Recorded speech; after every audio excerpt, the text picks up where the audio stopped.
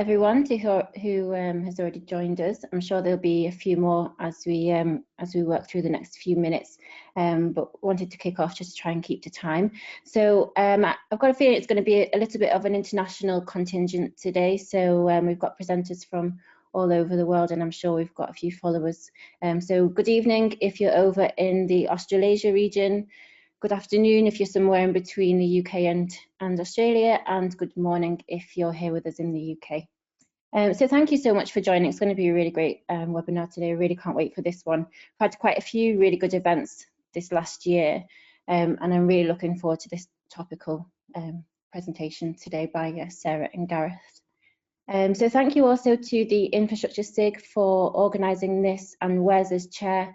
Thank you for the most recent events that we've done this year. It feels like we've done quite a lot, but that might be because kind of every day seems to have blended into one since about March time.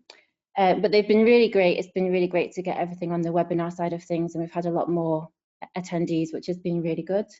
Welcome to Gareth and Sarah, our two presenters, industry leaders in this area. So we're really excited to have you with us today. They're going to do a more detailed introduction to themselves a bit later on.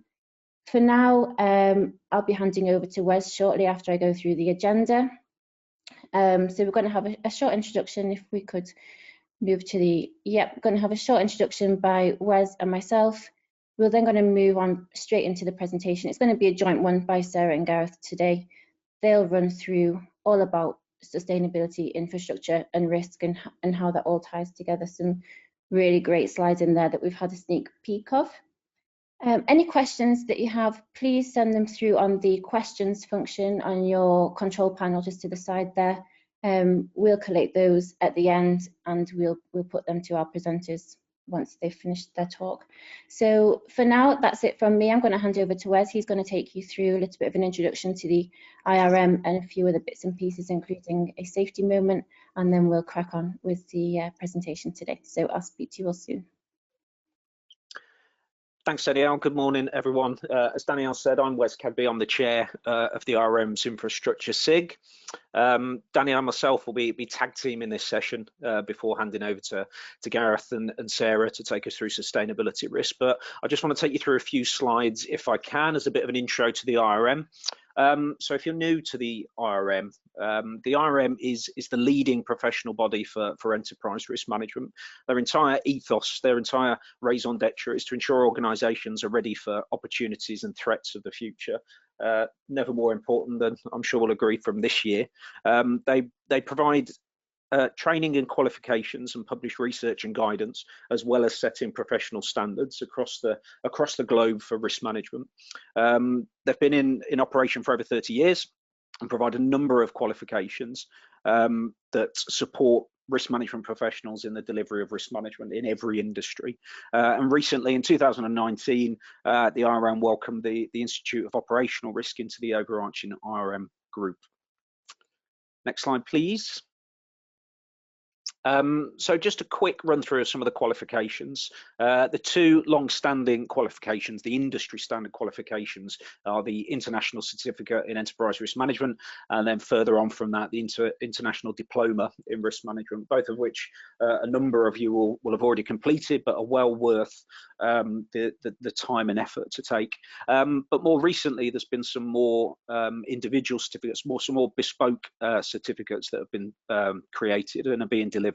One in financial services risk management, digital risk management, and also supply chain risk management being the most recent one, with more to come. So if there are any specific areas of risk management that you want to freshen up your skills on or learn more on, I'd certainly recommend speaking with the IRM about any qualifications they do offer.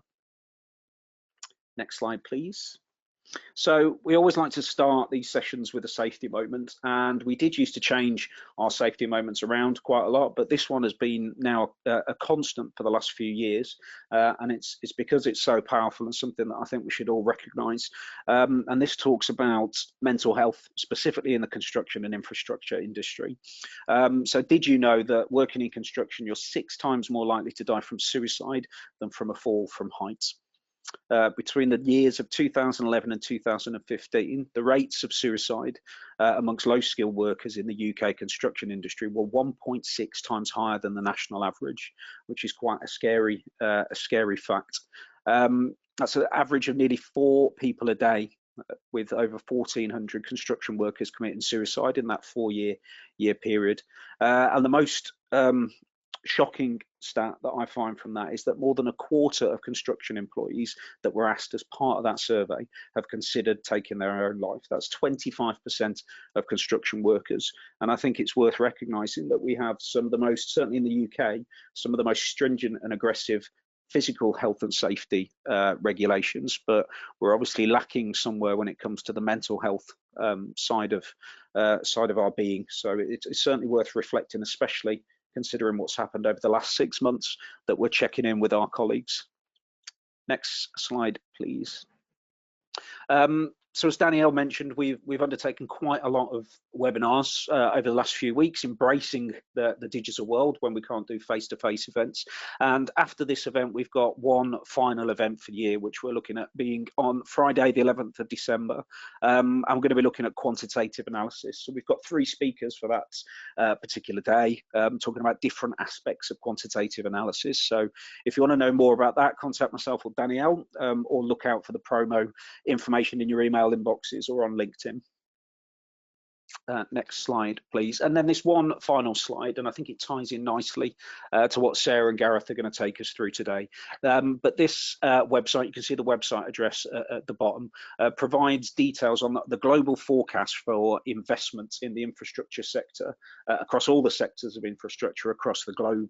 The group that's developed this support the G20 to drive an agenda on sustainable, resilient and inclusive infrastructure through various action-oriented delivery programs.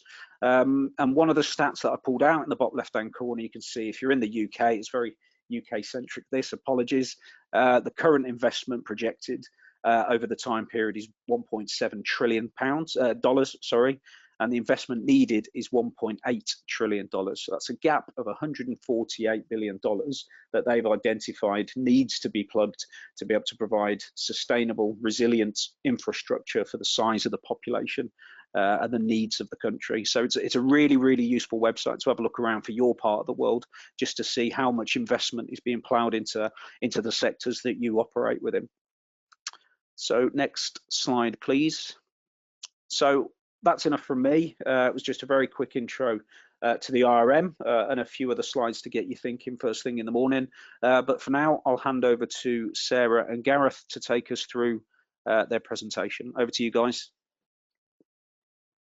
Over to you, Sarah. Brilliant. Thank you very, very much for that, Wes and Danielle, and thank you as well, Gareth. It's a great pleasure to be here with you guys today, be it evening or morning or middle of the night, no matter where in the world that you've dialed in. My name's Dr. Sarah Gordon. I'm CEO and co-founder of a risk management consultancy called Satala. I'm currently based in a small shed which is very much off-grid in the northeast of Scotland. So one of the biggest risks I face at this current moment in time is running out of power. So apologies if I disappear, but Gareth will no doubt be able to take over from me. I do lots of work with the Institute of Risk Management. So I'm co-chair for the Innovation Special Interest Group. So if you're interested in that, feel free to get in touch.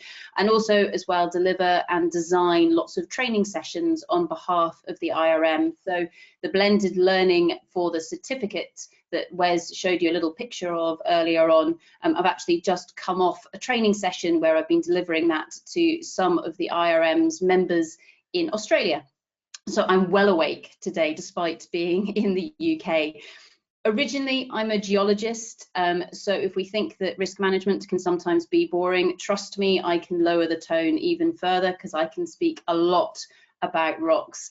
And I grew up effectively in the mining industry, and that's where I come at sustainability from, as we'll hear a little bit more about later. Gareth, do you want to introduce yourself?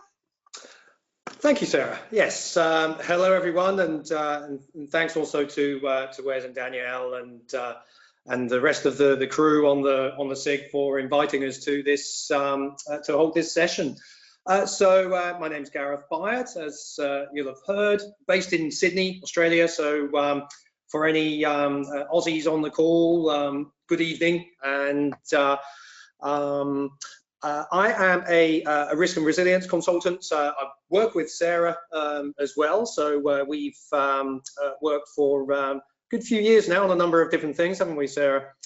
And we certainly have a common interest and a passion on sustainability and everything that it encapsulates.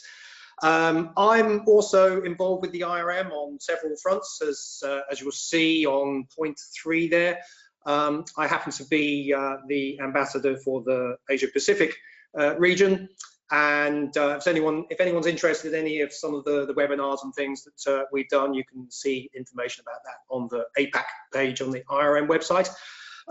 Of course, part of the infrastructure risk SIG, I've had the pleasure to actually join them in person when I've been able to travel, and of course this year hasn't been the case. It's been largely remote, as indeed it has for people who've also been much closer to each other in Blighty. Former regional head of risk for a construction and infrastructure company down here called Lend-Lease, and indeed perhaps you've also seen Lend-Lease billboards and things in the areas where you live. Had the opportunity to work with a number of different infrastructure engineering construction businesses. That's my background too. So indeed I was just reflecting just before we started this call of my early days of being an engineer on site and creating concrete cubes and things like that. So keep that thought in mind, because we're going to have a quick chat about concrete later on in the session. So Sarah, back to you. Brilliant. Thank you very, very much, Gareth. So as you will have seen right at the beginning of the call here today, the flow that Gareth and I are going to take you through is we're going to look at, firstly at what is sustainability, and then Gareth's going to apply that to infrastructure. So why is it important to us within infrastructure as a whole? He's then going to pass back to me, and I'm going to give an example of some responsible sourcing techniques and that we expect to see across the world, and also some changes with regards to society's expectations on sustainability. And then finally, Gareth's going to finish off in a very concrete manner. Yes, that was a terrible pun there, but I'm sure you can guess what sort of material Gareth will then be talking about with regards to sustainability. At the end, we'll be leaving lots and lots of time for questions, so please do feel free to send those questions in on the chat. No question is too evil, so please do feel free to throw them at us. So just to start off with, what do we mean by sustainability and how is it changing? Well, I think just to actually take a step back from that, why do we as risk professionals actually care about sustainability? Now, of course, it's important, and we will be getting to that in a second. But from a risk perspective, I get asked on, almost a daily basis. People say, okay, so you're an expert in enterprise risk management. Do you also do sustainability risk management or ESG risk management? And I have to almost sort of stop myself from laughing or crying, I guess, in response, because of course, if you're doing true enterprise risk management, of course it includes your sustainability or your ESG within it. If you are not including your sustainability or ESG, you're not truly doing enterprise risk management. So I think this therefore shines a light on the fact that maybe people either don't understand truly what sustainability is or what it encompasses, or perhaps they're not quite there yet in terms of what they're doing on the enterprise risk management side of things. So I think it's a really, really nice journey. And what we see is that as risk management specialists, we actually hold the key to be able to be getting some of the more complicated aspects of sustainability onto that decision-making table, no matter where it might be within the business. So just coming back to the exam question that we're all faced with at the moment. So what is sustainability and how is it changing? Well, sustainability obviously has been around for a really long time, but if we go back to 1987, this is when The Brundtland Commission was put in place. So as you can see here, it was formed through the World Commission on Environment and Development. And through that piece of work, this concept of sustainable development really was put on that table, and it arrived and it said, sustainable development is development that meets the needs of the present without compromising the ability of future generations to meet their own needs. And this is a really good anchor point for sustainability, because it allows us to align around the world and across different professions, different geographies, etc., what is actually meant by this thing, sustainability or sustainable development. Now, there are lots of different academic debates about, is sustainability different from sustainable development, etc., etc., but for the purposes of today, we're just going to wrap them all together. Now, back in the 1980s, sustainable development really got anchored in three pillars. So we had the social aspects, we had the environmental aspects, and then the economic aspects of sustainable development. And you can see some of the subcategories really being written on the slide in front of you there. So from a social perspective, we're looking at the quality of life, how is wealth shared amongst that population, social mobility, the preservation of cultural heritage, etc. On the environmental side, yes, of course, it was about clean air and water. So you had emissions coming in there, all the way through to biodiversity protection and enhancing, etc. And then finally, on the economic side, this again was, okay, everything from the efficient use of labor through to industrial growth and what was required within that particular part of the world. So that's what sustainable development looked like in 1987.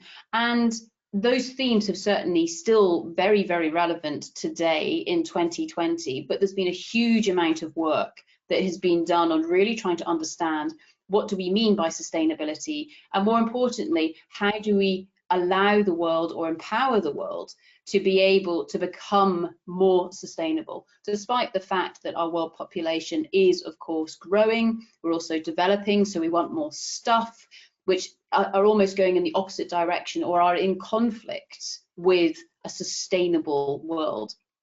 So 1987, we had the Brundtland Commission. Back in 2000, we had the Millennium Goals, which then in 2015 was superseded by the United Nations Sustainable Development Goals. Sometimes people call these the UN SDGs, but that then spells out the unsustainable development goals, which makes me giggle. Maybe it's just COVID-19 talking, but it does make me laugh when we talk about the unsustainable development goals. But no, these are the United Nations Sustainable Development Goals. As you can see, there are 17 of them. I'm pretty sure you will all have seen these at some point in time. There's some fantastic incorporation of these, especially by governments around the world, to say, what are we trying to do here? Also, different companies, different organizations tend to look at these and say, okay, where can we have the biggest impact for good with regards to some of these sustainable goals? It is very difficult for people to be able to address all 17 of them. So actually what you tend to find is organizations, they pick those that are most relevant for them. If you haven't come across the Sustainable Development Goals before, or if you're wanting to share them with your family, your friends, your organizations, I do encourage you to go and have a little look at the YouTube link, because what the UN did was they put together some fantastic little videos around why the SDGs are really important and why it is important for us to begin to try and achieve some of them. They are big goals. I mean, no global poverty. That is massive as a goal, but hey, it is a great vision, and there's no reason why, even in times of distinct uncertainty that we're going through at the moment, there's no reason why we can't aim to try and begin to achieve some of those goals. And now, of course, Sarah, the time frame for these is up to 2030, isn't it? So this year is very much being pushed forward as a decade of action, isn't it?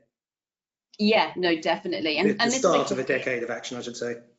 Yeah, totally, Gareth. And this is something here where you've got the SDGs. So we were launched in 2015, but actually we've seen things evolve since then as well. And so while many organizations were talking sustainability back in 2015, and before that, people tended to be talking sort of CSR, so corporate social responsibility. It's all the same kind of stuff. Now people are talking ESG. Okay, and by ESG we mean environment, social and governance. Some people might actually see this as a little bit of a regression from the word sustainability, because sustainability is broader, or can be seen as being broader than environment, social and governance. But I think the reason why we're now talking ESG, and that seems to be resonating, especially in the investment space. So speaking to people who invest in companies or are involved on the money side of things, ESG, responsible investing, ethical investing, etc., it's very much taken a hold. So when we talk sustainability, it means the same as talking ESG. It's the same stuff that we're talking about. So just to dive into that, what do we really mean by environment, social and governance? And the next few slides, these are just from my perspective, and bearing in mind I spend a lot of time in the mining sector, so there will be aspects of, say, environment that I'm of course missing here. But what we mean here are things like, okay, what kind of impact might we have on things like biodiversity and nature? Of course, we're also talking climate change, so carbon and other emissions, etc. as well. How do we manage our waste? Okay, be it domestic waste, be it industrial waste.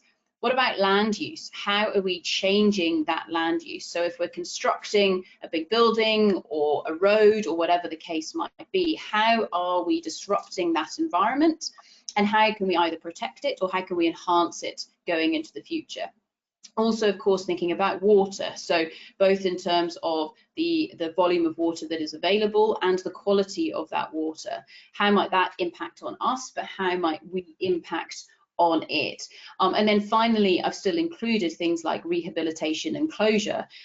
This is massive within mining, because a mine is just a project. It must come to an end because you are digging something out of the ground that is non-renewable.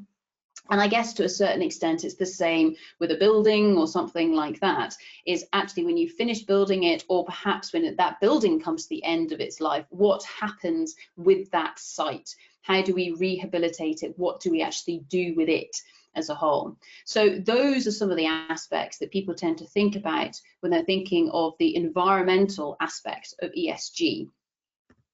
Moving across into the social side.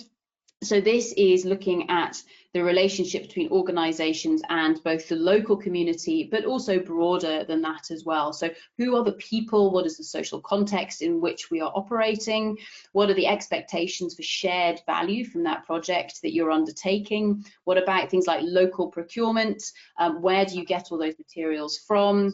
How do you engage with that array of different stakeholders that you have, who are either very much involved in what you're doing or might just perceive themselves to be involved in what you're doing? And of course, we can't forget health and safety. This is health and safety both of our employees and our contractors, but also of that local community. So those people who live close to those operations or those construction sites, etc. And then finally, the G of ESG, what do we mean here? Well, this is governance. Governance is sometimes actually the most confusing of ESG, because you can look at it from two lenses. It is both corporate governance, so how is the organization governed, or how is your team governed? And it's also the regional or the national governance that might be being imposed on you as an organization. Of course, this then gets even more complicated if you're an international company or organization, because then you will have governance from where you might be listed, but also those countries in which you're operating. From the corporate governance perspective, there's been huge updates with regards to expectations on corporate governance over the last 10 years or so.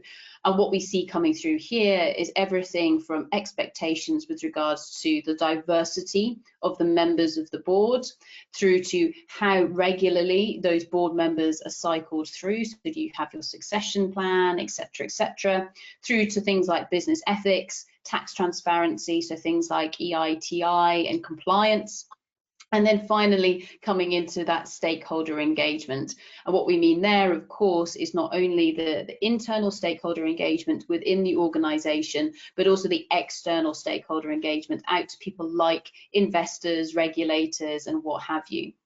The thing that's actually missing from this slide, and I've just realized it now, is usually risk management actually falls into the governance side of things.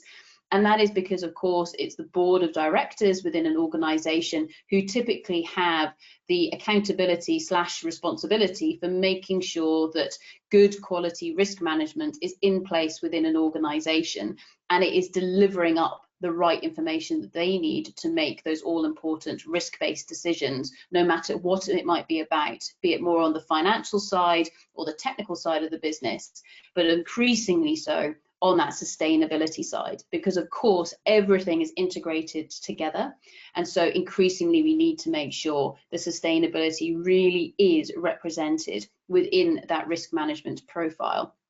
The final thing that I'll mention just before I pass across to Gareth to really show us, okay, how does this land within infrastructure, is from a governance perspective, working with lots of organizations, not just within Europe, but also in Australasia and also in the Americas. It's been fascinating to listen to those who take their organizations on those investment roadshows. Now, 7 years ago in the US, nobody was speaking about sustainability.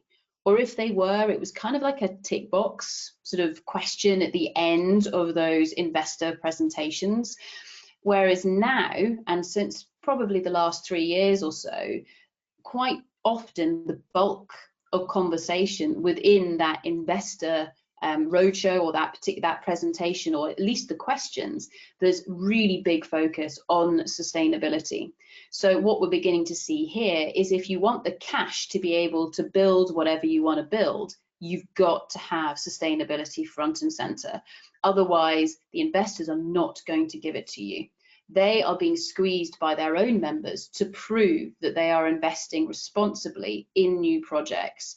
And we need to get better from the operator sense, perhaps, to be able to make it easy for them to see where there is good sustainable operation, rather than perhaps the more old school way of doing things that wasn't necessarily so focused on the sustainability aspects. Gareth, over to you. Yes, okay, thank you very much for that, Sarah. And I think, and I hope that as people were listening through that and the discussion around sustainability and environment, social and economics, and you still see those kind of terms sometimes in the infrastructure space, primarily because of large infrastructure projects. You want to be able to show that they have economic viability, of course, but the environment, social, economics, moving to environment, social and governance, and sustainability being stitched into that. I think one of the other points as well is that certainly in the infrastructure space, we're all seeing that there is quite rightly a lot of focus on resilience, and sustainability and resilience is something that is tending to be twinned together because they have a good natural fit with each other. And per Wes's point earlier on the GI hub, the Global Infrastructure Hub, we've got a couple of points on that in just a second, but just thinking about the point they made on the UK, you could apply this to I think more or less any other country around the world when you look at the analysis that the GI hub and indeed other organizations have done. We know that there is a large amount of investment required in infrastructure. And as Sarah's saying, it needs to be done in a sustainable way that is also proving resilience. So from an infrastructure projects perspective, or for those organizations that undertake infrastructure work, projects, maintenance of infrastructure, here's just a few points to consider, if you like. First of all, those that are involved in the projects, where we are project managers, program managers, and we, I think, all recognize the value of having a plan. So whatever the form of your planning is to undertake that particular initiative and all the different aspects and elements, including risk management, of course, that you weave and stitch into that. Certainly one of the things that I see quite commonly nowadays, with whether we're calling them project execution plans or project management plans or by some other term, is some high quality thought, thinking, planning that turns into action for sustainability.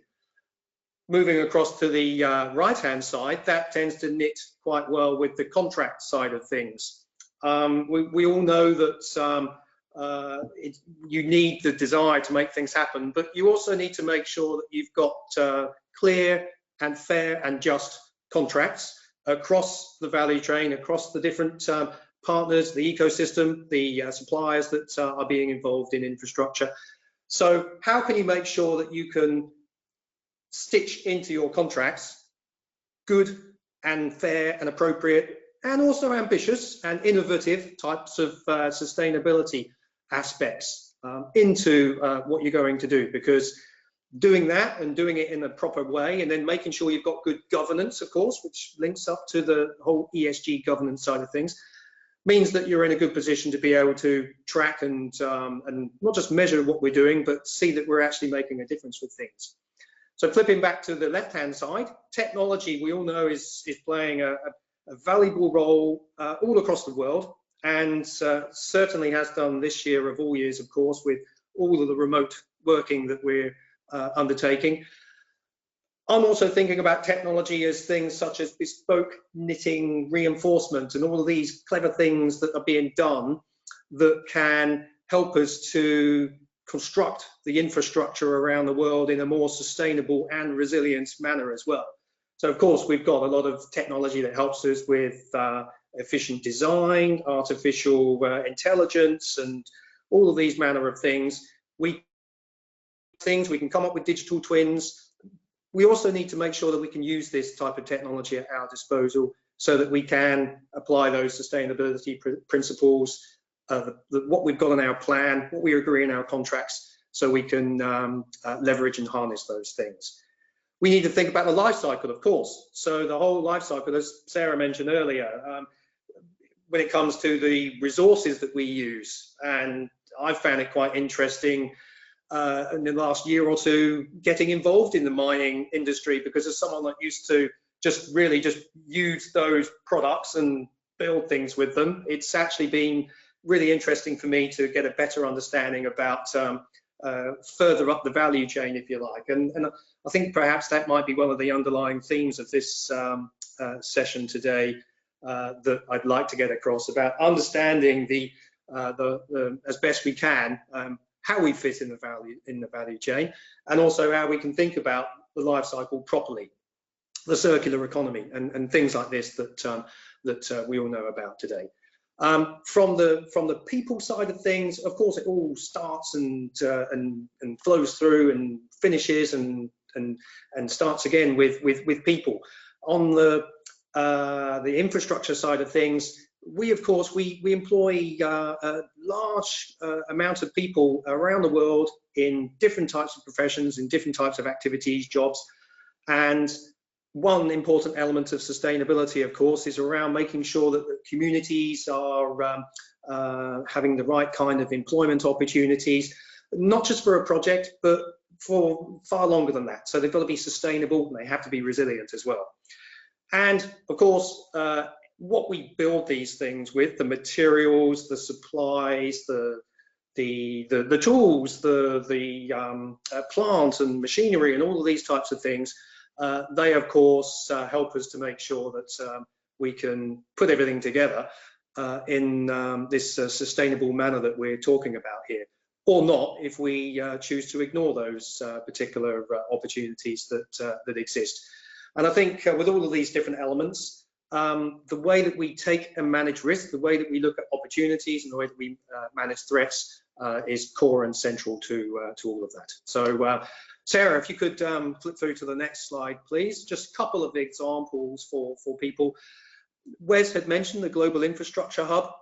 Not sure if you're aware, but there is a sustainable infrastructure toolkit, if you like, a navigator, as it's called, on the GI Hub. I'll have to say a couple of the tools are, let's say, in progress, but that's fine. But if you go to the link that's on the bottom left there, you'll be able to explore what's available already. And there's one example, I think, on the next slide, Sarah, if you could just pop that up. This cycle here and how we make infrastructure sustainable is a good general guide from the navigator that exists from the GI Hub. It's not the only one, of course, that exists. There are lots of very good initiatives on a national basis and on a smaller local basis too, as well. And I think the onus is on us as risk professionals to make sure that we're having an awareness of what's in there, and perhaps also an opportunity to be able to contribute to them, provide feedback, perhaps help with some of the risk management tools and things that we all know and use very well. Next slide, Sarah. This is going to be hard to read, but in the PDF pack that I think will be made available, I'll just double check with Wes and Danielle afterwards.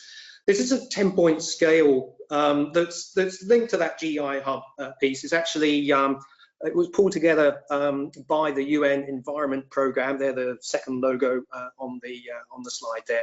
And they talk about 10 key points around how sustainability applies to infrastructure. And they do very much stitch together the whole resilience piece as well. So the link on the left-hand side will provide you with more detail, and there's some additional information that the UNEP and some of the other organisations that are listed there provide as well. So didn't want to go through all of that in detail on the webinar today, but just wanted to highlight some of these pieces that are available. And whilst they may seem at a supranational type of global level, there's some good grounded things that we can actually take on board and use as well. So, and speaking of that, on a couple of examples, if you can just flick to the next slide, Sarah. Here in Sydney, we have Australia's largest infrastructure project ongoing at the moment. In fact, I took the Sydney Metro north from a place called Chatswood, northwest. That part of the line is open so far. I took that just this week, actually, and was very impressed with the infrastructure and the quality of the metro line. The rest of it, south and under the harbour and everything, is still under construction.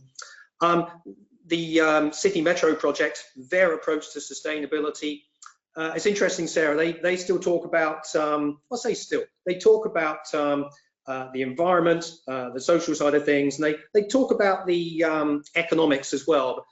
There is governance there, for sure. There is governance there, but they want to be able to emphasise the importance of the economic benefits of a project at this scale. And the next slide just provides a couple of examples, and I'm sure you would have seen similar ones on infrastructure projects that you're part of. It's interesting. There's a good report that gets updated on a regular basis by Sydney Metro, and it's not just the report.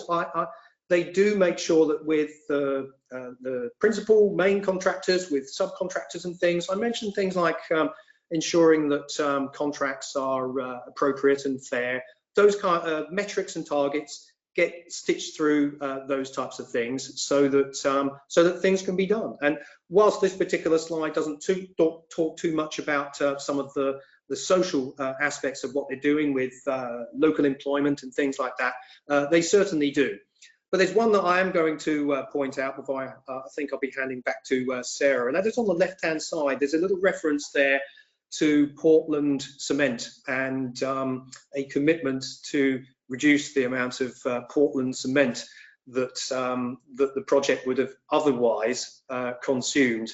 And anyone that knows about concrete and cement will know that cement is responsible for a pretty high percentage, given it's one product of greenhouse gas emissions. So more on that shortly, I think, Sarah. Brilliant. Thank you very, very much for that, Gareth. And yes, so he's just whetting your appetites with regards to being able to go back to concrete a little bit later on in this spiel. So we've seen what sustainability is. We've seen how it applies to infrastructure and some of those key points there, as well as a couple of examples. But then just to take a step back and say, okay, well, from a sustainability aspect, what is one of the areas in which we can make a massive difference? And actually Gareth was alluding to it there, and that is, of course, the sustainable sourcing of materials. So where do all of those raw materials come from that we need in our infrastructure projects?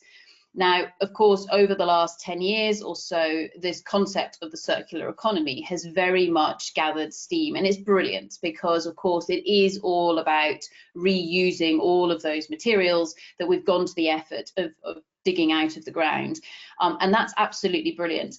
The world's probably richest mine or easiest mine is just a whole load of buildings, because all of the hard work has been done. The concentration of the elements such as copper in a high-rise block is phenomenal compared to what we dig out of the ground. So some of the world's good copper mines, in a ton of rock, only 0.6% of that will be copper, and then we don't even manage to recover all of that 0.6%. So this is why mining takes so much effort, it uses so much energy, and also means that we leave behind a huge amount of waste. But despite the fact that we've been mining for thousands of years, we still need more of these raw materials. And that's in part because, yes, we want to continue building. Also, it's because given changes in technology, for example, we need an increasingly wide array of different elements. So for example, I'm sure you've all seen the diagrams of the different elements that we would have in a mobile phone. What this means is, now that we want this technology, or there's a demand for it, the mining sector needs to work out where on earth can we get all those rare earth elements, lithium, cobalt, etc. from, because in the past there was no demand for that, and so therefore we didn't go looking for it. Now, in some cases it's relatively easy to find and process. In many cases, though, it requires new ways of mining, new ways of processing to be able to feed that circular economy and that realm of technology. So the circular economy is great, but unfortunately it is leaky and it doesn't provide everything that we need yet. There are different ways of portraying the circular economy, and you can get it looking more and more complicated. And this version here from the Ellen MacArthur Foundation is quite nice, because again, it begins to draw out and look at the circular economy from different perspectives and different principles. But coming back to mining, here we have just a little fact sheet of, if any of you haven't really looked at the mining industry or just think, actually, no, it's all pretty dull, I will just take the concrete when it arrives. Thank you very much. If you want to know a little bit more about it, we will very happily give away this fact sheet to you. What you can see here is that mining consists of a number of steps. Okay, so we need to go and find the rock in the ground. We then need to work out how are we going to extract it. We then mine the rock either through surface holes or going underground to extract the rock that we need. Depending on the commodity and depending on the rock, it will then progress through a variety of different processes. Okay, so physical processing, chemical processing, and thermal processing. Not all commodities go through all of those steps. It is very, very variable in terms of that value chain that those commodities follow. And then, of course, we then ship those products, and ideally they get used in, say, big infrastructure projects, such as those which you guys are involved with, for example. Most importantly, we need to be able to close those mines. And this can be a really big problem because, of course, it's only really been in recent years that people have thought, it's not great just to leave a mine shaft with a pallet over the top of it, because that's actually quite dangerous. And also we might have lots of acid mine drainage or something like that going into the water system in which we're trying to operate. It also leaves behind massive problems for, say, infrastructure that follows after it. I'm sure that many of us have been involved in infrastructure programs where we thought, oh bother, those coal miners have gone and left a whole load of mess underneath the ground that my building might be about to fall into. So what do I do about that? So mining has only really woken up very recently with regards to how do we leave behind a positive legacy rather than just a massive problem for the generations to come. And this gets grounded in the fact that for every mine you need three things, or every successful mine I should say, you need three things. You need rock in the ground that people want and the ability to get it out, so you need ore.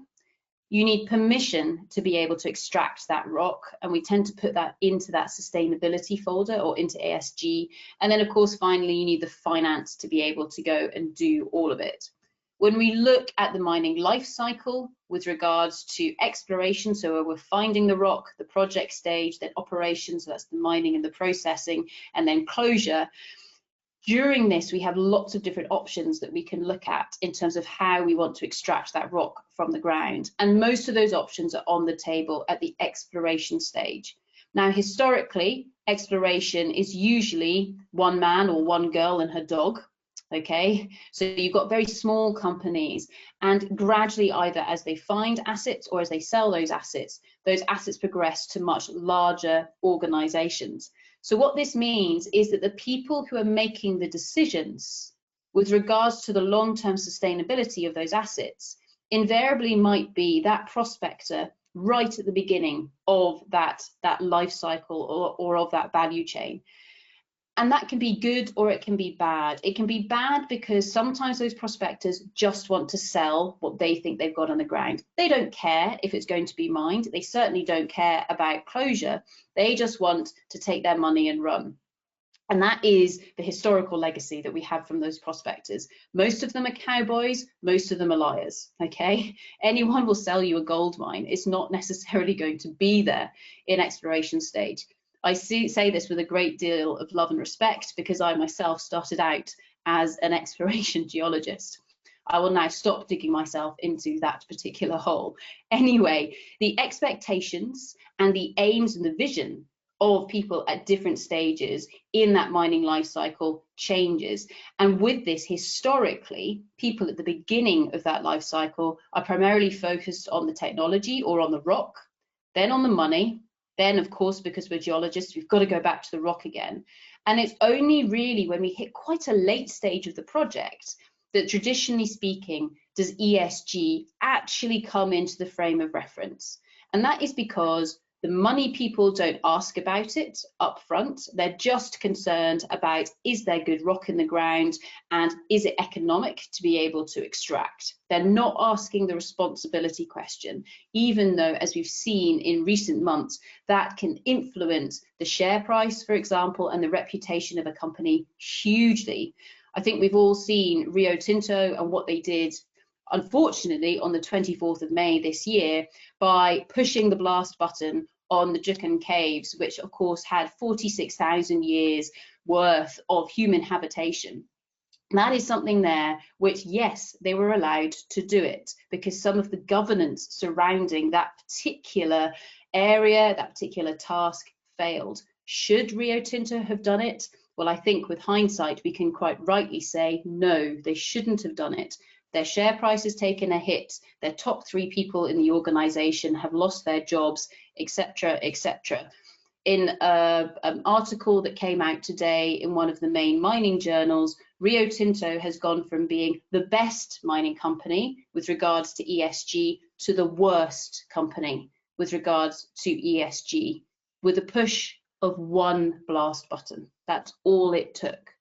So this is a case here where ESG is increasing on that agenda with regards to mining and how we do it. So what we're trying to move to is integrate ESG all the way through that life cycle with regards to where it sits in mining and where it sits in that decision-making process. No matter if we're at the beginning of exploration, which, bearing in mind, it generally takes 10 years to get an exploration project from find to project. We then got to build it and then we mine it. So what this means is you are at least 15, if not 20 years down the road from the beginning of this journey before you start making money. So it's a massive investment and there's a huge amount of risk that you can face if you don't get this right. In terms of those risks, yes, we've got all the normal technical ones, so the geology, the engineering, then of course the finance. When it comes to ESG, they can change as we go through the course of this asset and what's going on. What about cultural heritage sites? What is the social sentiment with regards to mining? What about our carbon footprint? What about paying tax? All of those different aspects come home to roost at different points in time in the project, but we need to be planning for them nice and early. So in terms of that planning, of course, we can look to a whole array of different international standards, guidelines, frameworks, etc. And this is a diagram that we put together, well, over a year ago. And I mean, there's many, many more standards, etc. have appeared since then. But there's this massive array of guidance that we can use to help us do things right. These can get anchored, again, against different requirements. So we've got everything such as project governance, and we probably refer to things like the IFC or the Equator Principles to help us with that. We might look to industry expectations. So within mining, we have things like the International Council on Mining and Metals, but also as well, we might be looking for, say, climate-specific frameworks. So things like TCFD, which is actually becoming a true requirement here within Europe. So you'll see the investors will be talking about TCFD to a much greater extent, well, as of now, because it's now becoming a requirement for everybody to be considering this within much of their investments. Just to finish off on this, a couple of really tangible areas where we've seen massive change over the last 6 months or so.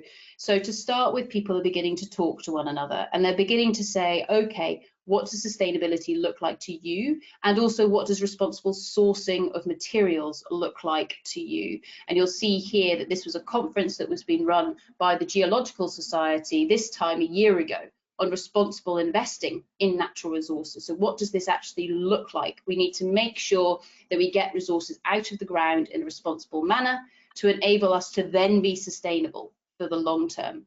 So we've had professional bodies looking at this.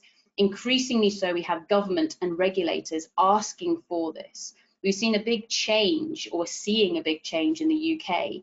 It is still not politically correct to talk about mining in the House, well, in Parliament in Westminster. And that's because when you say mining, everybody thinks of the 1980s and coal mines and Margaret Thatcher. However, people are gradually beginning to recognise that we need these critical minerals if we're going to be able to go through our energy transition. So if we're going to build those windmills, we need to be able to get those materials from somewhere. So we can see government beginning to ask all of the right questions there, which is brilliant.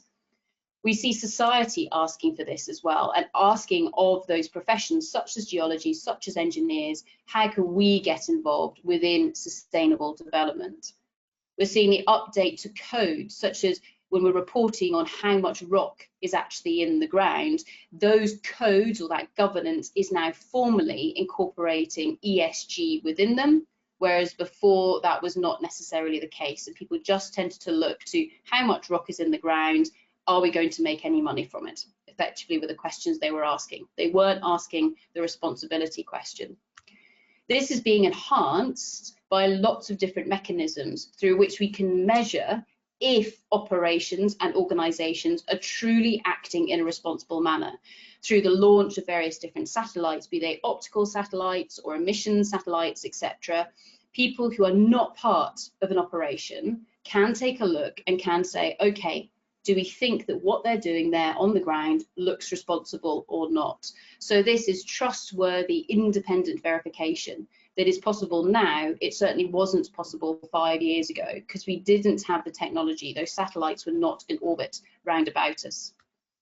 And finally, with regards to this, we really are seeing investors beginning to come to the table now, and they are beginning to ask the right questions.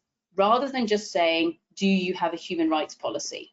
Tick the box. Anybody can have a human rights policy. It's what you do with it that counts. The investors are now beginning to ask those impact-focused and action-orientated questions. And so therefore measuring and scoring companies on what they are truly doing on the ground, not just in terms of preventing the bad stuff from happening in terms of negative impact on, say, the environment, but they're also beginning to reward organisations for all of the positive opportunities that they're putting on the table with regards to, say, social development, or bringing some of the opportunities to an area in which they might be operating. So that takes a little bit of a look at responsible sourcing and everything that is going on in the mining stake, because of course it's through that we get all of those raw materials that we need within infrastructure. And on that note, ladies and gentlemen, I'm going to hand back to the lovely Gareth to talk to us about concrete. Thanks, Sarah. And just before I do get into the world of concrete, hopefully as people were looking at that and listening to how you were describing the change that's happening in the mining industry, there are many parallels that you can draw in construction, engineering and infrastructure too, ranging from the life cycle of elements to the investors and what they're asking for, to governments, of course. And we see that, and quite rightly too, governments produce reports about particularly the major infrastructure work that goes on today. So I think it's interesting that these heavy industries and indeed other types of industries are seeing a similar kind of change and focus as well, aren't they? Yeah, no, definitely. And I think that's absolutely brilliant, because provided we're all pushing and pulling in the same direction, then that change is going to happen faster. It's when we try and pull in different directions that we have a massive problem. Yeah. So look, everyone, I'm conscious of time here, and I just want to take you through a little example of something that we're all very familiar with, concrete. And probably in me just uttering those words, we probably managed to fill something like 20,000 or more bathtubs of concrete around the world, just as I've been saying that one sentence. We pour enough concrete in the world to approximately match that 16 million cubic meters that was used for the Three Gorges Dam. We know that we use lots of concrete around the world, and it has served us very well through many years. And of course, we know what concrete is, what constitutes it. I mentioned earlier that cement, Portland cement, has a major role to play, of course, or at least it does in the traditional sense of concrete. But we use an awful lot of it, and I put 5 of the 17 SDGs on the top right there.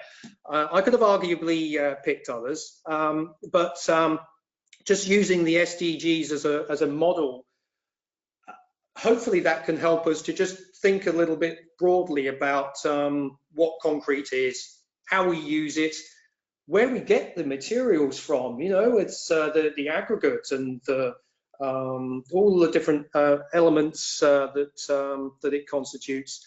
And just as Sarah was saying about, from a mining perspective, how you close the mine and you need to focus on that, we know that we need to focus on the end of life of infrastructure as well. And what are we going to do with the infrastructure that has been built once it gets to a certain point in time? So we know that from an environmental perspective, there are some stats on the screen there. We know that it consumes an awful lot of water in its use, and that's without taking into account all the wash and everything that we do when we're actually building it. We know that we use an awful lot of aggregate, of sand, of materials that are also in some parts of the ecosystem of nature, where dredging them or extracting them has an adverse impact on not only on the environment but also on the community around, and with different things involved in it. Some of you probably have read about the challenges of getting the right type of sand and things like that. The main point here is that thinking about the use of this ubiquitous material that we use through the lens of sustainability and resilience really helps us to be able to think through what it really means. So next slide, Sarah. this is pretty hard to read here, but on the left-hand side, I saw this just the other day from Visual Capitalist, and anyone that subscribes to their daily feeds will know that they come up with some marvelous images and ways of articulating all sorts of different things around the world. They just recently published one. It was only a few days ago about global greenhouse gas emissions and cement. The ring on the left-hand side there, the upper ring is about steel and iron, but the left-hand one, cement itself, is singled out. They say at 3%. Depending on what kind of report you listen to, you may or read, you may see statistics of 3, 4, 5, or even 6% of greenhouse emissions. So we know that cement is a major factor in things. And of course, in the normal way of producing concrete, it is a critical component of it. But there are alternatives. Next slide, please, Sarah. So, a few points. Again, I'm looking at this, the little squares there, the coloured squares, you'll recognise those as a number of the SDGs. And on the left-hand side are just a couple of examples of reports from the UK and Australia. We know that there are some very good organisations out there. There are organisations that focus on sustainability for concrete, for example. We just need to make the time to understand where they are, what they're doing, perhaps translating it into what it means for the projects that we're undertaking. And as an example, some of the points I've listed here, how can we reduce the amount of concrete that we require to start with? Can we be intelligent with our design? I mentioned in that 6 segment diagram earlier the importance of planning and using the right kind of technology and looking and thinking about our materials. A lot of it, of course, starts with design. And of course, we need to make sure that we put the right design factors in and the like. But historically, we've also wasted a lot of concrete as well. And as a result, of course, the materials that go with it, including usually things like steel for reinforcement. How can we improve the efficiency of the design, therefore, is key. And also, I mentioned earlier, sustainability and resilience. They're twinned together in infrastructure. So how can we make sure that we can make our structures durable and appropriate for things? The mention there about different types of binders for concrete to move away from cement. You'll know that there are SCM, supplementary cementitious materials that you can use. There's different options. Of course, it depends on what we're trying to use the concrete for. You can't just blindly say, I'm going to use fly ash as a substitute. But if you make the time to look through these things, then you can work out what appropriate kind of solutions will be. And if you take projects like Sydney Metro, where they've made this commitment to reduce Portland cement by 25%, they continue to do a lot of work to make sure that they can achieve that, stitched into, as I mentioned earlier, contracts through the value chain as well. Water usage. I mentioned earlier, water usage is key to how concrete is manufactured and how we actually lay the stuff as well. So what can we do to be better with that? And Sarah, linkage there with mining. The mining industry also is a major consumer of water, isn't it? Yes, it certainly is, depending on the methodology used for the processing. There's lots and lots of innovation that's gone into dry processing techniques so that we don't need to use water, which is also incredibly important because very dry places on Earth, such as the Atacama Desert in Chile, are actually, by chance, very rich in minerals. And one of the problems there is being able to extract those minerals with no water. So there are lots of different reasons, not just on the sustainability side, that we need to be able to get better at processing without using up all those resources. Thanks, Gareth. Yep. Thanks. How can we reduce the energy required to actually make cement and concrete as a result? Energy, of course, and energy usage is it's a major component of and focus for governments, countries, organizations around the world, and these investors that we deal with. So how can we be better at that? There are ways to look at that. using less carbon emitting and more sustainable materials. That really links up to some of the points that I mentioned earlier in terms of particularly getting away from cement if we can. How can we make sure that we achieve that? We talked about the circular economy. We already do, but how can we maximize the use of thinking about end-use recycling?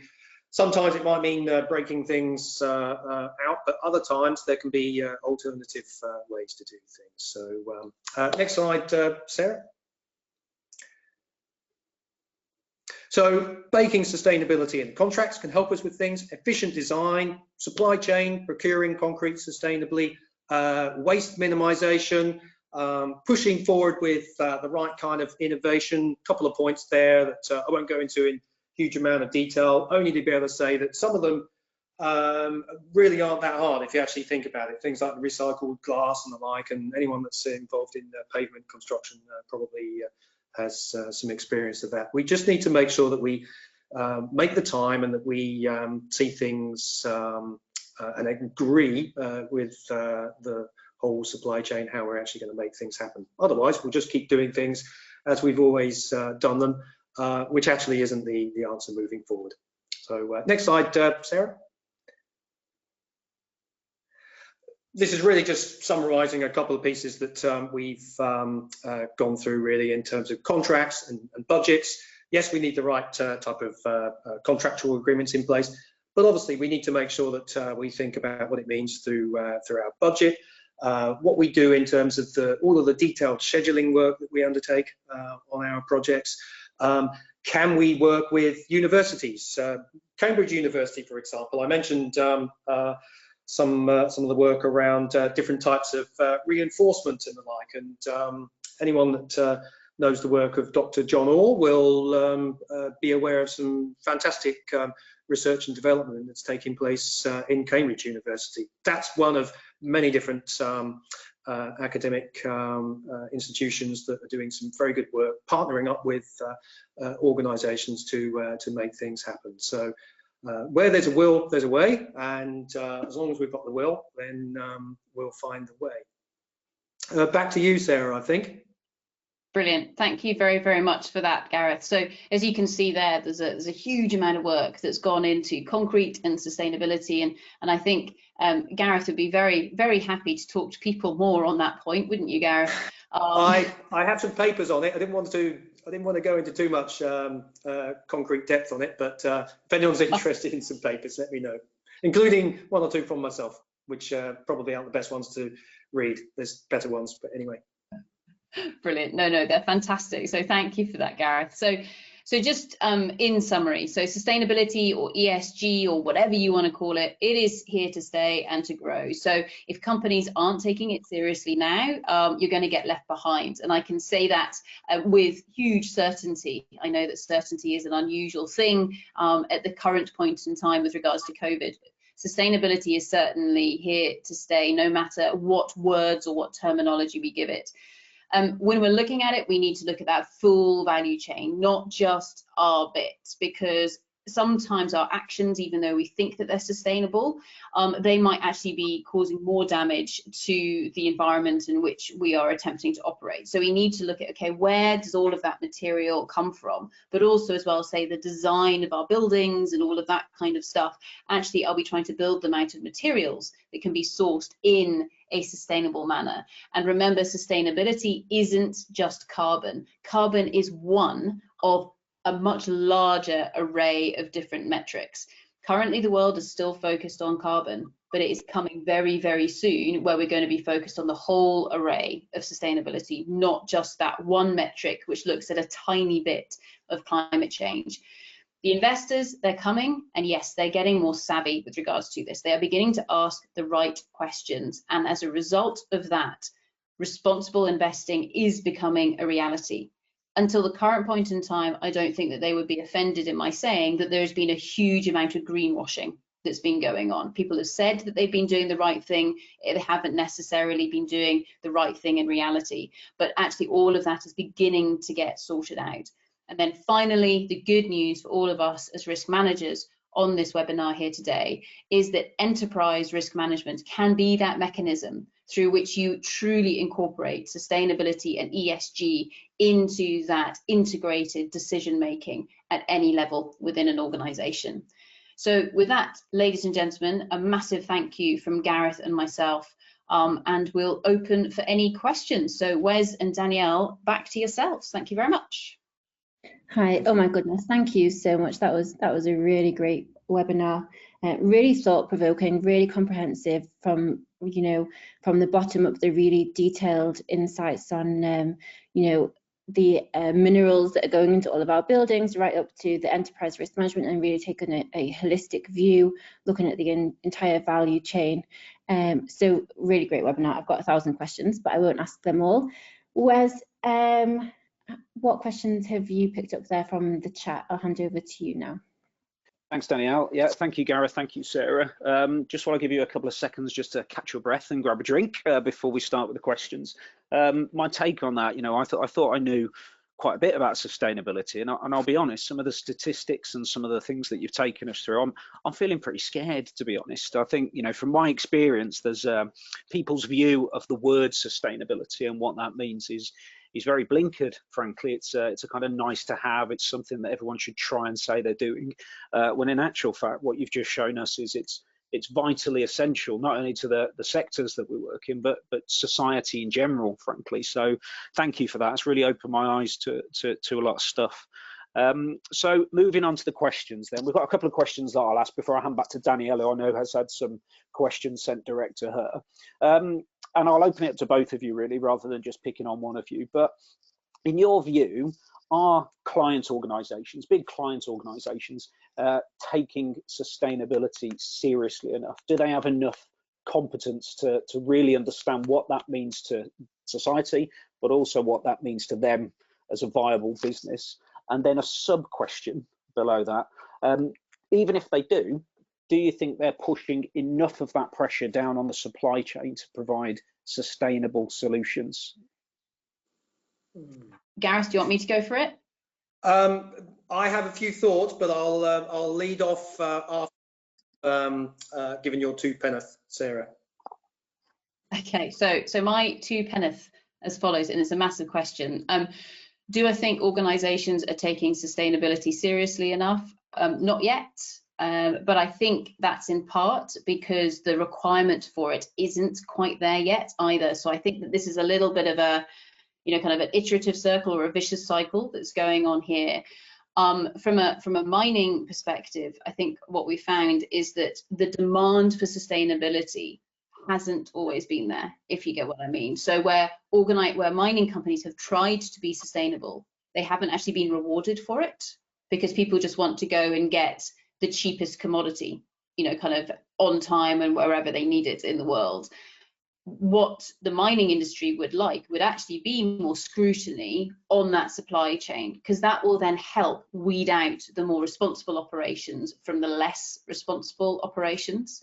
And I realise that some people in the mining world might be going, shush, no, stop it, please don't ask for that. But actually, that's how we drive change. So I think, that increased scrutiny on supply chain, we definitely need it. We're getting it in part through some of the, government listing requirements, for example. So things like Modern Human Slavery Act that, of course, we have here in the UK, that has been pushing things down onto the supply chain with regards to child labour, for example, and things like that. But of course, sustainability goes a long way beyond that. So I think, in short, we haven't got enough focus on it yet, but it will come in part because investors, customers, etc., will start to demand it. Gareth, what do you reckon? Yeah, look, I think I agree with that.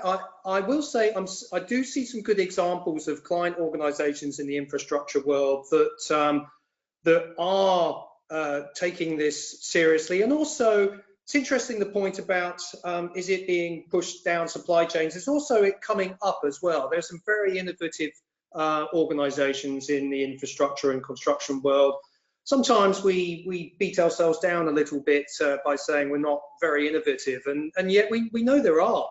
We have to give them the opportunity to be able to actually make a going concern of the the ideas and the techniques that they have. So getting people together is of course, with projects that we undertake,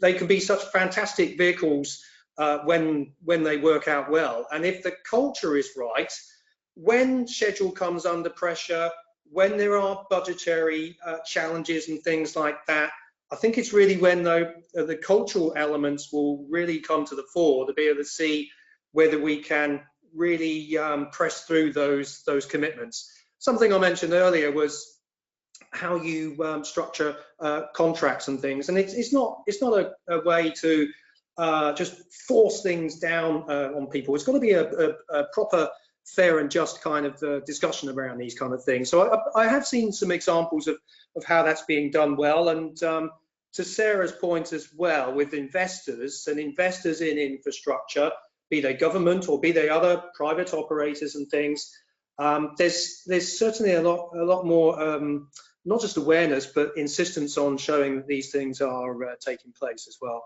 And we do need it, given the amount of infrastructure work that we all know is required and it is going to be undertaken around the world. I think it's going to be really important to see this play out. Excellent, thank you very much both.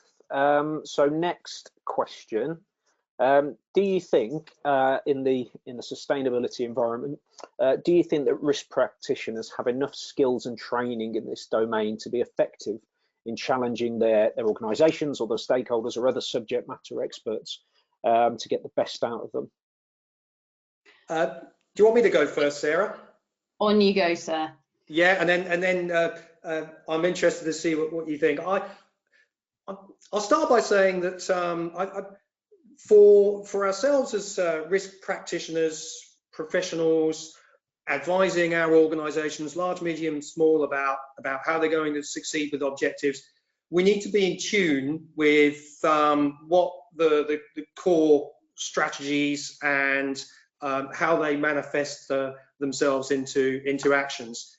I think what I see, and I'll be interested in your view here, Sarah, I see that with everything that's happening with sustainability, that is showing that in organisations, large, medium, small, that there's a greater appreciation. I'm not going to say awareness. There's a greater appreciation of how it is an important part of succeeding in modern life.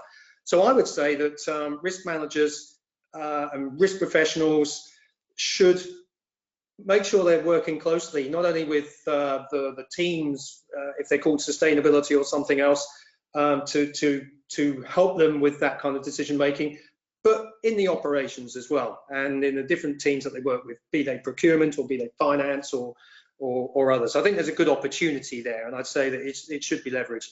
What do you think, Sarah? Yeah, no, I agree with you in that there's certainly an opportunity there. I'd also say that, I mean, as a risk manager, you're never going to be an expert in all of the different areas of a business. Obviously, it's really useful to have, you know, your base skill set of being, say, an engineer who's worked within infrastructure, because then as the risk manager, you've got that credibility that you can bring to the room, and you also understand the language and the mindset, perhaps, of a very stereotypical engineer. So it helps you kind of translate, I think, what some of those risks in a better way might be.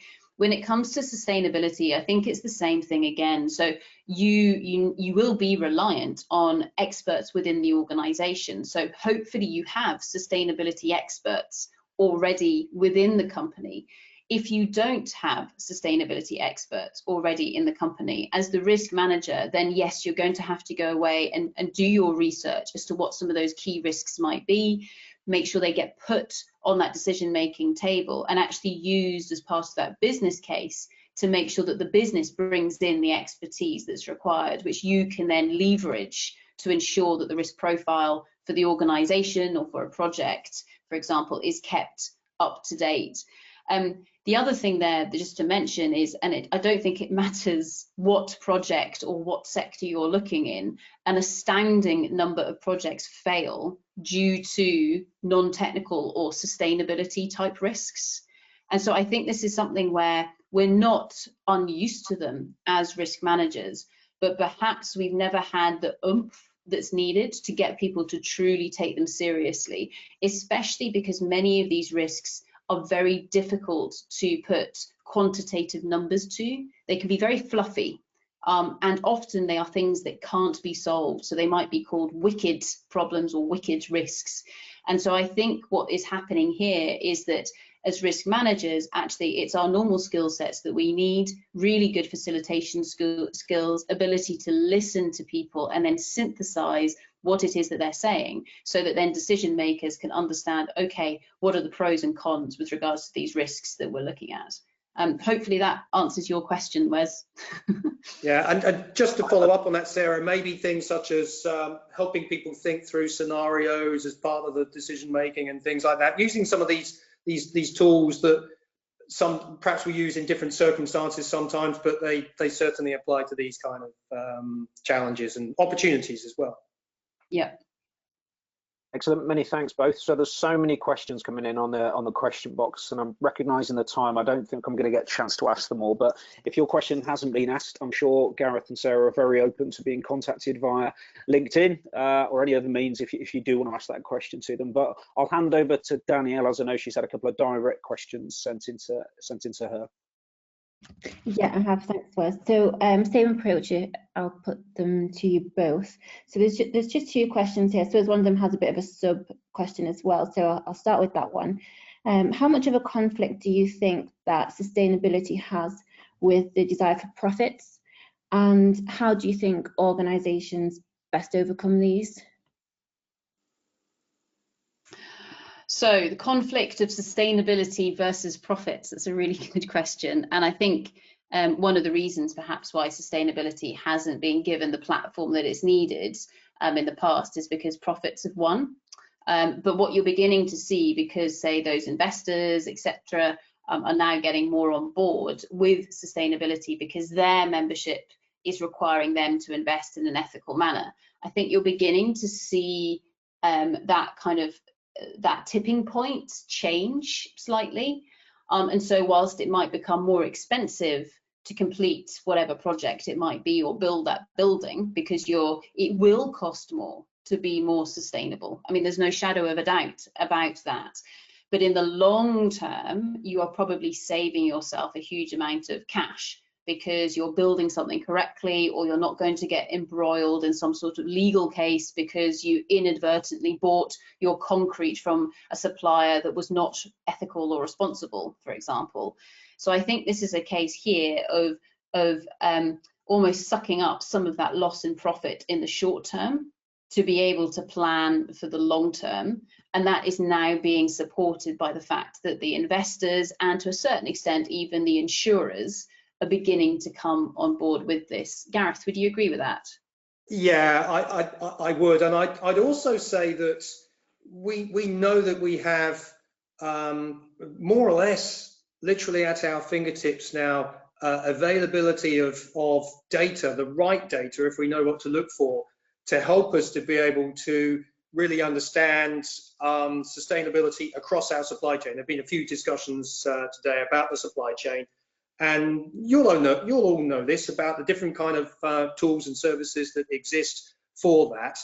And with the right kind of ethical sourcing, if you do your homework, you can find that you get the value, you get the financial value, plus you can also get the longevity of things too. So yeah, I agree, but I just put that extra point around with the availability of good data and information nowadays. There are very good opportunities for us to be able to leverage that. We really should.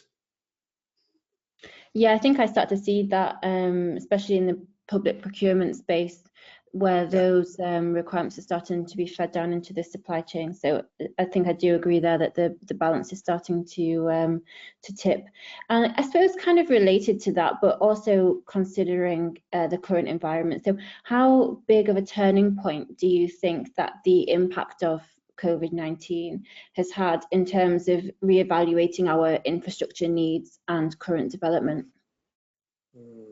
On you go, Gareth.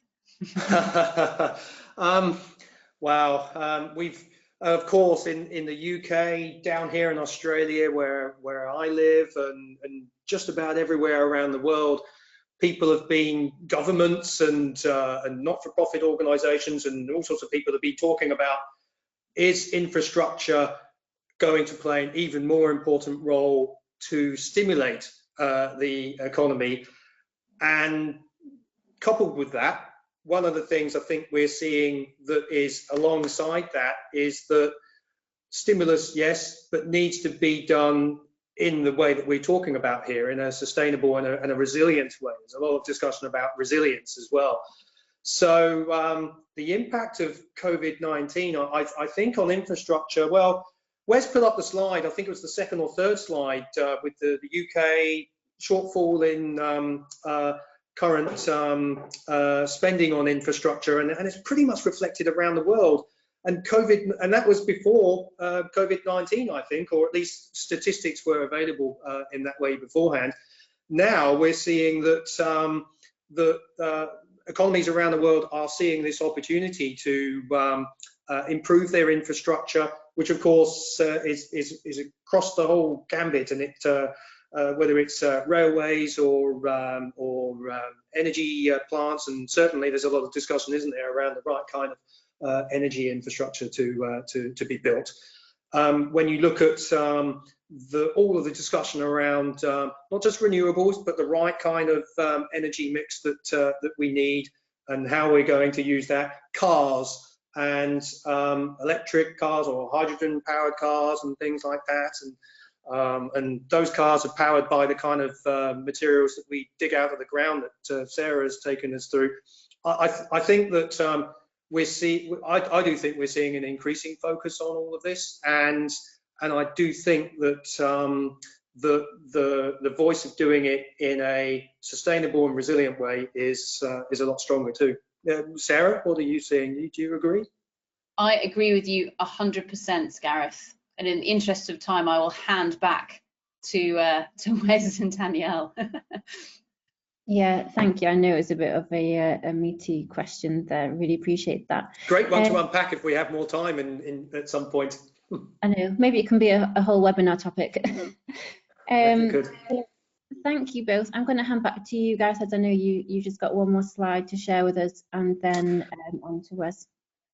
Yes, and this was actually me as a bit of a lead-in, if you like, back to Wes. Thanks for that, Danielle. Just to be able to say that I know that some time ago, I'm part of the SIG, and we did some work with the team in Project 13.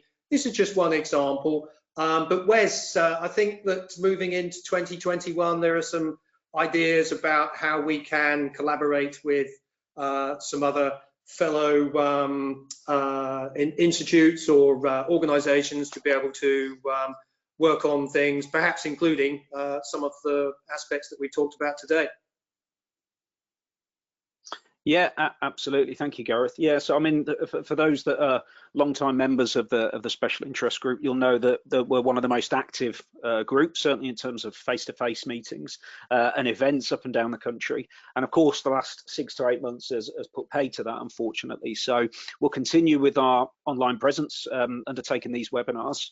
But also we are next year looking to do a bit more of the thought leadership side. So as Gareth just said, last year or about 18 months ago, we did an event, a working group event, where we discussed Project 13. Project 13, for those of you who don't know, is a commercial model that's been adopted by many of the large infrastructure clients to make the supply chain more collaborative. So everybody's work within the supply chain is reliant on everyone else's work in the supply chain, and the incentivization behind it is based on that and based on that idea. So we undertook a working group, and we defined some guidance for risk management professionals if they found themselves working on a project that came under the umbrella of that commercial model.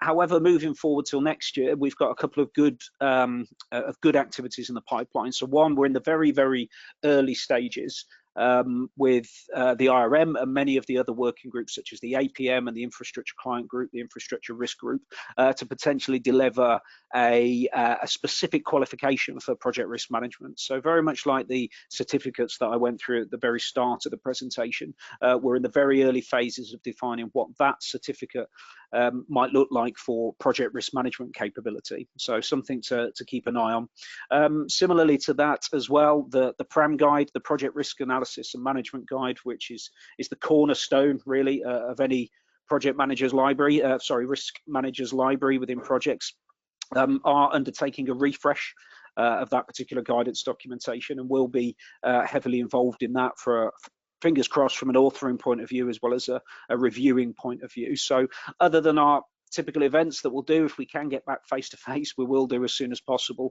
We'll continue online, and I know Gareth, you do some great work with us on being able to get out our regular newsletters as well. So we'll be continuing with our presence regardless of the state of the world at the moment.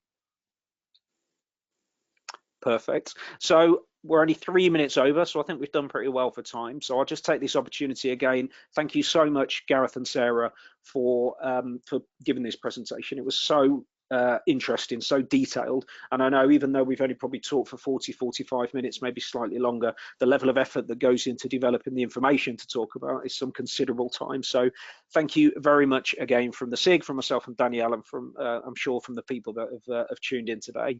And again, thank you very much to the attendees that have joined us today. We hope you found it useful. If you have any questions about the SIG, please contact myself, please contact Danielle, or if you've got any specific questions about sustainability or any of the other areas that Sarah and Gareth talked about today, I'm sure they wouldn't mind you contacting them either by email. I can see that Sarah's put her email address into the chat function, but also on LinkedIn as well. They're very approachable people, so I'm sure they'll be happy to engage. So yeah, thank you once again to everyone. Enjoy the rest of your day, and we'll all see each other soon, hopefully. Thank you, guys.